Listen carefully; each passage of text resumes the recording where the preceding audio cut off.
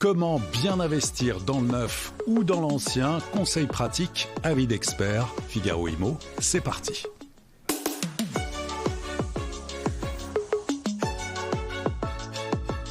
Deux invités dans cette émission Figaro Immo qu'on est très heureux de recevoir aujourd'hui pour parler investissement et donner des pistes de bons conseils pour investir. Franck Vigneault, bonjour. Bonjour Olivier. Directeur du laboratoire de l'immobilier, spécialiste en fait de nombreuses études sur notamment le neuf, mais aussi un petit peu d'ancien remis à neuf. On verra ça ensemble. On commence à s'y intéresser. Absolument. Stéphane Descartiers, bonjour Stéphane. Bonjour Olivier.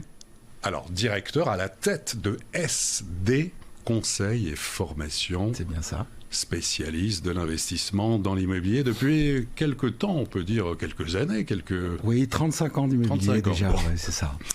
Alors, tous les deux, en introduction, peut-être dans des marchés complexes, des incertitudes, des taxes, une pénurie de location, est-ce qu'il est encore possible aujourd'hui d'investir malin dans le neuf ou l'ancien? Franck. Alors non seulement c'est possible, mais c'est même souhaitable, Olivier. Compte tenu de la diversité des produits, des marchés, des dispositifs, il y a toujours une solution en immobilier. Il faut bien avoir en tête que le support immobilier est l'un des rares pour lesquels vous pouvez vous constituer un capital, un patrimoine, à partir de rien, en bénéficiant de l'effet de levier du crédit. Donc ça, allez voir votre banquier aujourd'hui, demandez-lui 200 000 € pour acheter du bitcoin ou des actions, ça m'étonnerait que ça fonctionne. Voilà, l'immobilier a cette faculté-là. Et c'est un support également qui répond à de nombreux objectifs. Vous préparez votre retraite, vous constituez un capital, payez moins d'impôts, générez des revenus complémentaires, etc. Donc oui, c'est un produit, un support qu'il faut privilégier, j'allais dire, quel que soit le moment. Stéphane. Alors, on a une meilleure dynamique déjà sur les taux, puisqu'on préfère être dans une dynamique de baisse de taux plutôt que de hausse de taux encore comme l'année dernière. Donc ça, c'est plutôt un bon message. Donc les gens refont des projets, réfléchissent à un investissement, notamment dans le locatif. Alors, le climat est quand même assez anxiogène parce que, notamment, il y a des évolutions sur la fiscalité. Il y a de fortes évolutions en ce moment sur le meublé, notamment touristique. Est-ce que le meublé en général ne va pas aussi subir des rabots ou effectivement en alignement sur le nu notamment, ce qui semblerait être la volonté. Donc le climat est quand même un petit peu par rapport à ça anxiogène, mais le bon côté notamment, et ce qui est en perspective, ce qui est quand même intéressant, c'est que on va vers un assèchement historique du parc locatif, on va avoir l'occasion d'en parler. Donc, tout ce qui est rare et cher, donc les loyers vont exploser.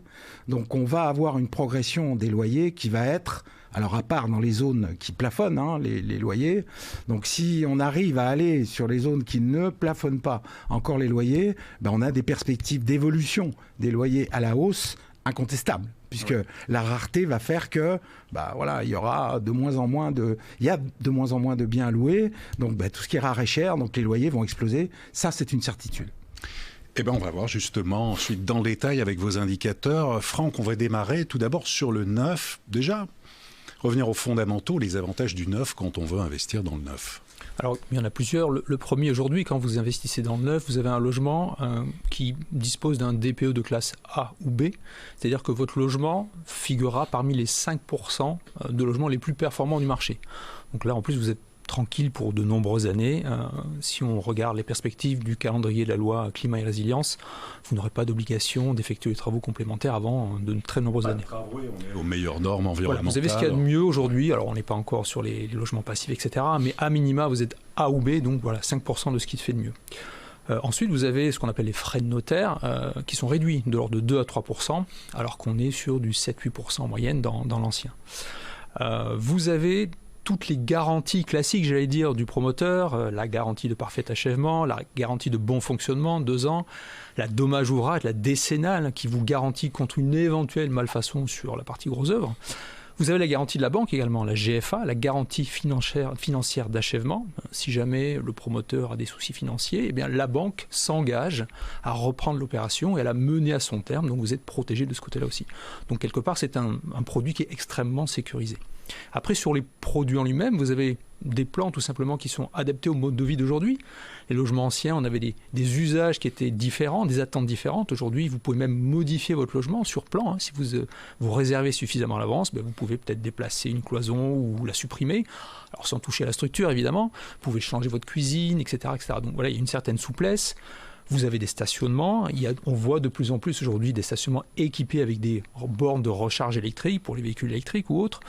Il y a des services partagés, tout ce qui est conciergerie, vous avez des jardins partagés. Voilà. Donc il y a vraiment plein de nouveautés, des nouveaux usages qui s'adaptent et qui permettent une grande flexibilité dans la mesure où on part d'une feuille blanche et on a quand même une certaine latitude pour, on va dire, customiser en quelque sorte son logement selon ses souhaits. Ce sont des efforts qui sont réalisés, effectivement. Et pour un investisseur donc, qui souhaite investir en Pinel, c'est jusqu'à la fin de l'année, 31 décembre 2024. Alors c'est la dernière ligne droite, hein, pour qu'on soit en Pinel ou en Pinel+.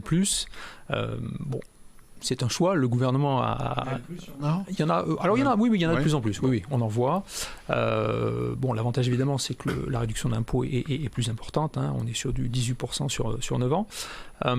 Dernière ligne droite. Pourquoi ? Parce que, allez, jusqu'à fin juillet, vous avez encore le temps de réserver. Au mois d'août, les banques sont fermées. Il ne va pas se passer grand-chose. Résultat septembre, il vous reste 4 mois pour obtenir votre prêt. Il faut être certain que l'opération est actable. Si vous n'actez pas avant le 31 décembre, vous perdez votre avantage fiscal.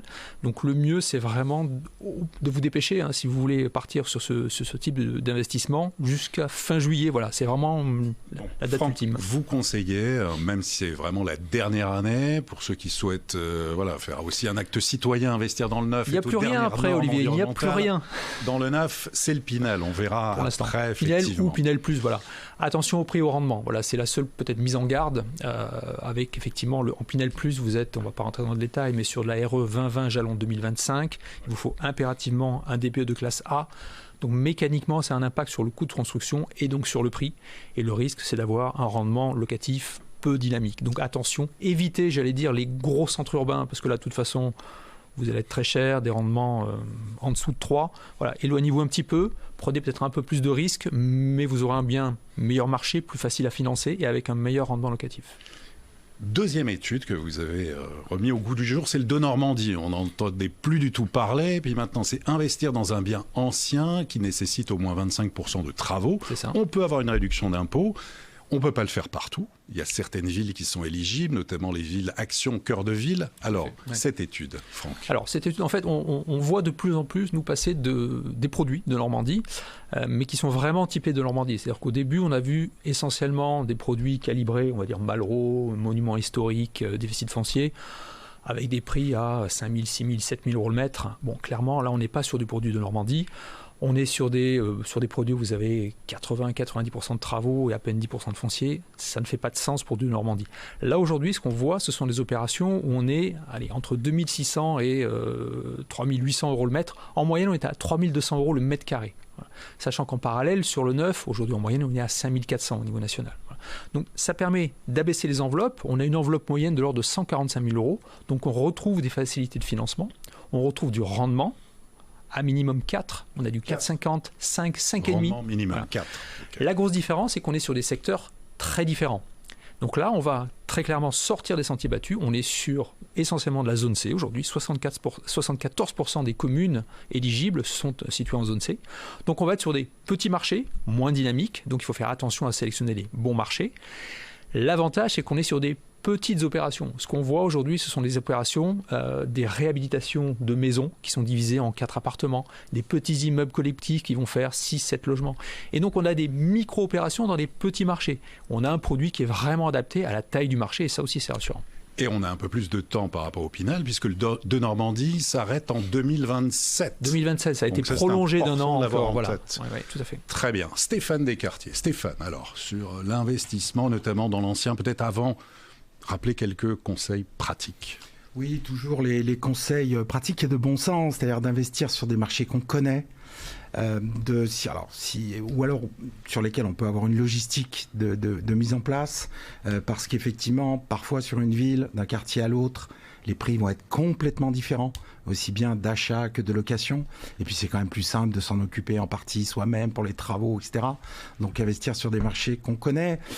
Aujourd'hui, effectivement, dans l'ancien ou le neuf, si on met de côté le Pinel de Normandie, le meublé est quand même beaucoup plus intéressant parce qu'effectivement la fiscalité est plus avantageuse. Pour l'instant, mais c'est vrai que ça pourra effectivement évoluer, pas forcément dans le bon sens. Mais je dirais que là aussi, on atteint un peu ses limites parce qu'aujourd'hui, le meublé devient la norme quasiment. Hein. C'est-à-dire que aujourd'hui, les bailleurs, les nouveaux bailleurs qui arrivent sur le marché, pour l'immense majorité d'entre eux, à part quand ils sont notamment en Pinel de Normandie où là c'est du nu obligatoirement, vont vers le meublé. Et ça commence à poser des problèmes de saturation parce que effectivement le meublé, ce qui était l'exception, devient quasiment la norme. Mais là, il faut s'arrêter peut-être aussi 2 secondes pour essayer de réfléchir pourquoi. En fait, c'est pas tellement que les gens veulent absolument faire du meublé, notamment parce que le meublé, ça coûte plus cher. Déjà parce qu'il faut acheter des meubles, on a la CFE en plus, la cotisation foncière des entreprises, il y a plus de turnover, etc. Donc c'est pas tellement que les gens veulent absolument faire du meublé, c'est surtout que plus personne ne veut faire de nu. Hormis si on a des avantages fiscaux. Plus personne ne veut faire de nu, et particulièrement en zone tendue, parce que dans les zones tendues qui plafonnent les loyers, et aujourd'hui on est quasiment bientôt sur toutes les métropoles qui plafonnent les loyers, Paris, Lyon, Lille, Bordeaux, Montpellier, etc., et bientôt toutes les métropoles, on est pris dans un étau, en fait, avec d'un côté le plafonnement des loyers et de l'autre côté la fiscalité. Un ratio tout simple. En zone tendue, à Paris, à Lyon, c'est exactement la même chose. Les prix d'achat aujourd'hui et le plafonnement des loyers va vous amener à peu près à 3% de rendement. C'est ce que vous faites à Paris avec les plafonnements. 3% brut. Donc vous enlevez vos charges, vos frais de gestion, vos taxes foncières, vous tombez à 2% net. Et ça, c'est avant les impôts. Donc les impôts arrivent ensuite, donc tranche marginale d'imposition. À partir de la deuxième tranche d'imposition, 30% plus les prélèvements sociaux à 17,2, ça fait quasiment la moitié.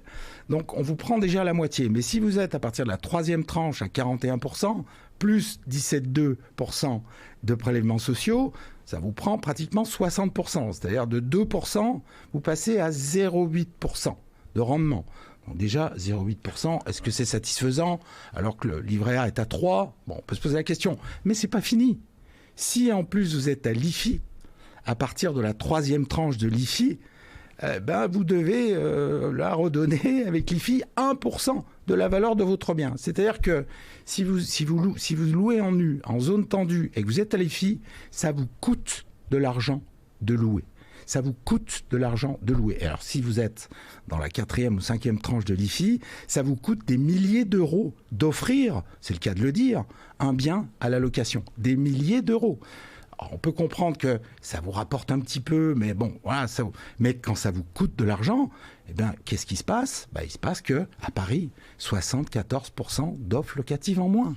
C'est-à-dire quand il y avait 4 logements, il n'y en a plus qu'un à louer. Oui, sur Figaro Immobilier, je regardais. Bien à la vente à Paris actuellement, 14 500. Bien en location à Paris, 3 200. Oui. J'ai regardé sur Ce Loger, on est à peu près dans la même proportion. Oui. 20 000 biens à la vente à Paris, location 5 200. Oui. 4 fois moins.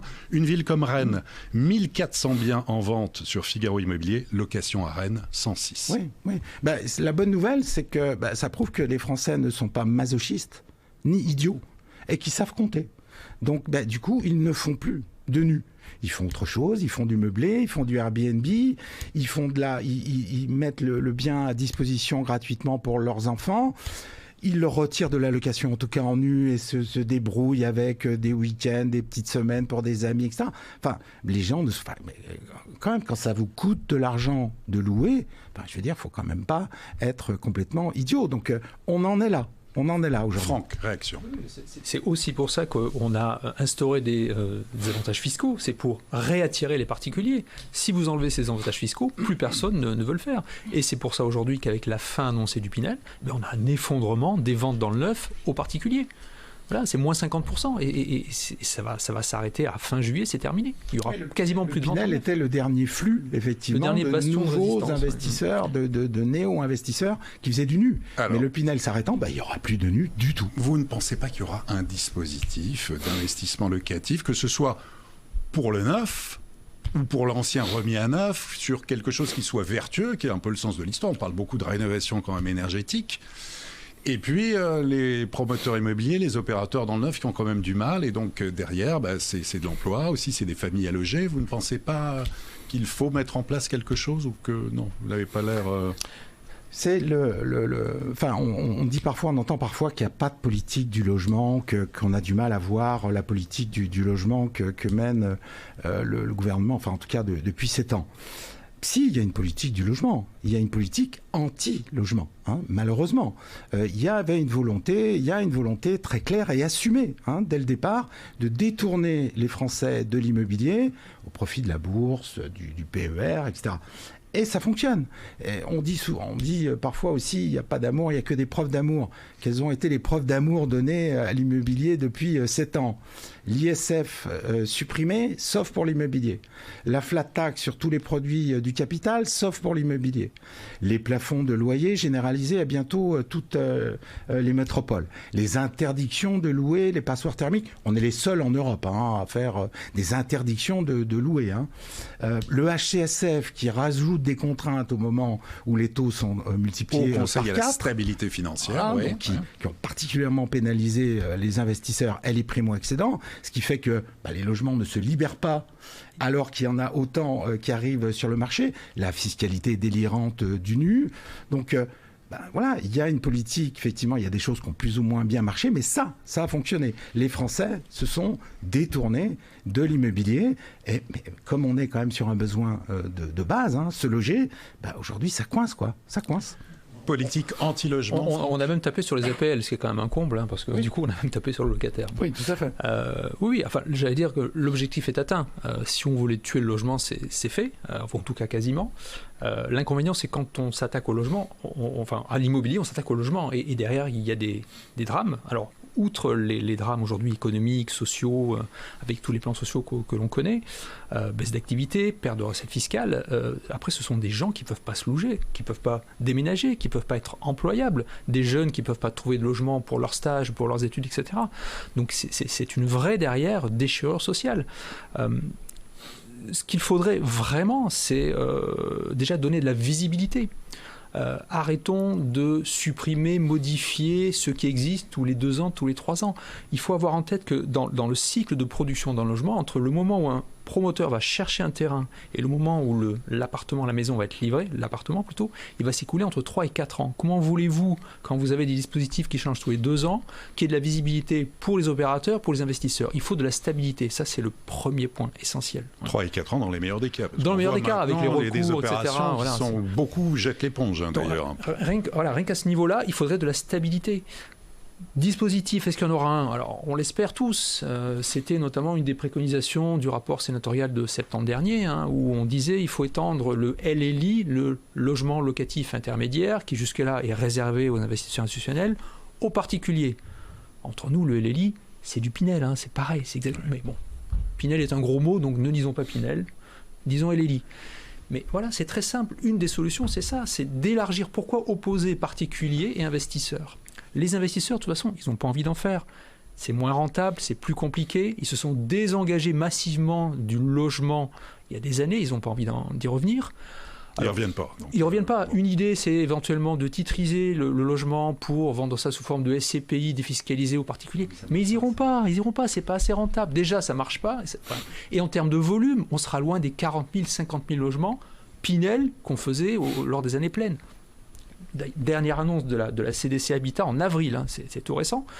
CDC Habitat à dire on achètera 30 à 35% de logements en moins cette année qu'on l'a fait l'année dernière. Donc même CDC Habitat INLI ne répondront pas aux objectifs du gouvernement. Aligner la fiscalité, nu, meublé, faut-il revoir tout ça, Stéphane ? Le drame, c'est qu'on prend le chemin d'un alignement sur le nu. C'est-à-dire notamment sur la location touristique, on tombe à 30% effectivement d'abattement comme le microfoncier. Donc on aligne vers le haut. Donc si on veut tuer aussi le meublé, ça sera effectivement là.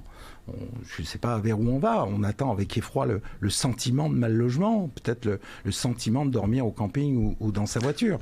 Il n'y a parfois pas de pire aveugle que celui qui ne veut pas voir. Et effectivement, il y a 300 000 SDF en France, il y en a 100 000 qui travaillent 100 000 personnes en France qui travaillent et qui dorment dans leur voiture. Donc, mais je pense qu'effectivement, là... On n'est pas à la hauteur des enjeux, en tout cas. Non, bien sûr, pas pris la mesure. Je crois que là, on est vraiment au bord du gouffre. Hein. Excusez, passez-moi l'expression, mais je pense que déjà, ce sont ceux qui en souffrent le plus, sont les gens modestes. Aujourd'hui, essayer de louer un bien à Paris ou en première couronne avec un dossier moyen... Bon, je vous le dis tout de suite, vous n'avez aucune chance. Quand on voit qu'un 15 mètres carrés à Paris, un gestionnaire me disait l'autre jour qu'en 24 heures, il a eu 800 demandes pour un 15 mètres carrés à Paris. Donc si vous n'avez pas un dossier en béton avec 15 cautions, vous n'êtes même pas regardé par les professionnels ou les particuliers. Donc là, je pense qu'on va vers un phénomène où les classes moyennes ne pourront pas se loger du tout. Non pas parce qu'elles n'ont pas les moyens, mais parce qu'il n'y a plus d'offres. Donc là, il faudra réagir. Mais de toute façon, le mal est fait. Parce que là, les 2-3 ans de production, notamment de neuf, à la moitié et bientôt à zéro pour l'investisseur. Vous le disiez, Franck, il faut des années pour lancer un programme. Donc là, on va vers 3-4 ans d'extrême tension sur le marché locatif. Et là, si on peut donner aussi un conseil, d'investir aujourd'hui, d'investir sur des produits sur lesquels il n'y a pas de demande, où il y a très peu de candidats à l'achat, notamment des biens avec défaut, des rez-de-chaussée, des 6e sans ascenseur. Aujourd'hui, les prix sont fracassés et demain, ça se louera pareil. Ça fera la queue dans la rue pour louer ces biens parce qu'on va vers un tel assèchement de toute façon du parc qu'aujourd'hui, acheter à la casse avec défaut, je pense que c'est vraiment l'opportunité parce que là, on pourra avoir, même en zone tendue, des rentabilités tout à fait correctes. Et puis aussi, éviter les zones qui plafonnent les loyers parce que ça, ce sera bien sûr la tentation de plafonner à peu près partout. Donc éviter les grandes métropoles régionales, aller en périphérie de ces métropoles régionales, en périphérie notamment de la région parisienne, pour aller vers des villes qui n'ont pas vocation à plafonner des loyers, parce que les loyers vont exploser, ça c'est une certitude. Donc là, pour les investisseurs, leur rendement va quand même considérablement augmenter. Bon. C'est intéressant effectivement d'avoir en conclusion à tous les deux justement ces conseils pratiques. Ceux qui sont optimistes, qui croient en l'immobilier, qui ont envie d'investir dans la pierre. Franck. Alors les études se suivent et se ressemblent malheureusement. Hein. On estime qu'il faudrait chaque année produire entre 400 et 500 000 logements. Voilà. Ça fait des années qu'on le dit. On est très très très loin de ce niveau-là. Ça veut dire que durablement, et c'est ce que rappelait Stéphane, on s'oriente vers un marché locatif extrêmement tendu.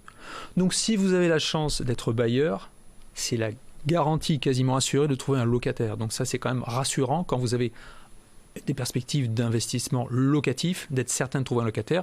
Autant on a connu des dispositifs compliqués, je pense au Robien, où on avait là des communes qui étaient saturées sans demande et des produits sans locataire. Là, aujourd'hui, on a malheureusement cette crise qui va bénéficier aux bailleurs. Quels secteurs sont porteurs pour vous en ce moment ? Alors, encore une fois, les zones les plus denses, les plus tendues pour le neuf. Pourquoi le neuf ? Parce que si vous faites de Normandie 1, c'est pas forcément éligible, et 2, vous allez sortir avec des prix qui vont être supérieurs à ceux du neuf, parce que le coût du foncier est très cher, la rénovation à rajouter dessus, et qui est complexe. Dans une limite de 300 000 €, on le rappelle, pour le de Normandie aussi. Ça va être compliqué. Ouais. Voilà. Donc plutôt des deuxièmes couronnes, éloignez-vous des centres-villes. Clairement, c'est trop cher, c'est inabordable. Et de toute façon, il n'y a plus rien il n'y a plus de biens. Donc vous en trouverez en périphérie. On le voit aussi en termes de production dans le neuf. Il y a moins d'offres et elle est de plus en plus excentrée. Pourquoi ? Parce que ça permet de resolvabiliser la clientèle. Donc ça, les promoteurs, eux aussi, ont déjà pris ce chemin-là. Donc pour le neuf, c'est ça. Éloignez-vous un petit peu des cœurs de métropole. Parce que, encore une fois, vous allez payer très cher pour un rendement très faible. Dans un marché où les prix ont tendance à reculer un petit peu, où les taux d'intérêt, on l'a vu, dans le neuf, non, ont baissé depuis 4 mois consécutifs. Pas dans le neuf, oui, dans l'ancien. Je parle dans l'ancien. Effectivement. Dernier conseil, Stéphane. Il y a effectivement une absolue nécessité, je pense, de desserrer les taux. C'est-à-dire, je disais tout à l'heure, on est pris à la fois dans un étau du plafonnement des loyers et de l'autre côté de la fiscalité. Donc il faut bouger une des deux mâchoires de cet étau, quoi, parce que ça conduit effectivement à 74% d'offres en moins sur les métropoles, donc c'est vraiment pas possible. Et notamment le plafonnement des loyers, alors c'est quand même compliqué de revenir en arrière par rapport à des mesures comme ça, surtout des villes de Paris où vous avez à peine 25% de propriétaires occupants, donc c'est une ville de locataires.